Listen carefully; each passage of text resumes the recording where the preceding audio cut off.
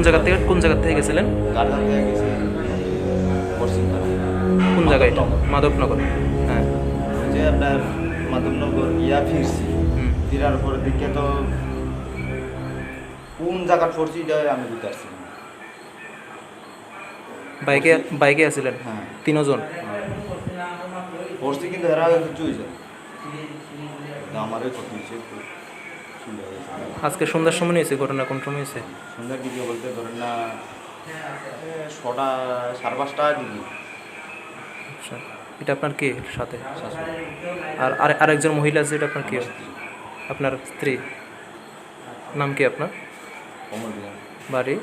একটু বারবার এখন সন্ধ্যা 7টার সময় কমল রিয়াং আর শ্রীদেবী রিয়াং নামে দুইজন স্বামী স্ত্রী হুম। হাসপাতালে আনা হয়েছিল।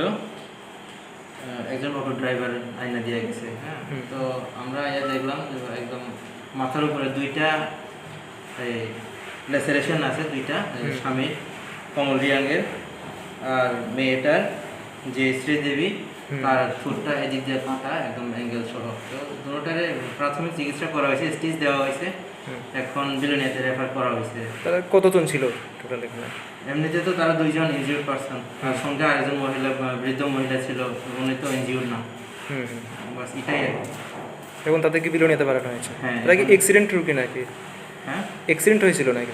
অ্যাক্সিডেন্ট তো আমরা জানি না কি হয়েছে, অ্যাক্সিডেন্ট হিসেবে আনা হয়েছে আর কি। যারা আনছে তারা কইছে অ্যাক্সিডেন্ট। স্যার আপনার নাম? হ্যাঁ, আমার নাম ডক্টর সুকান্ত জমাতি।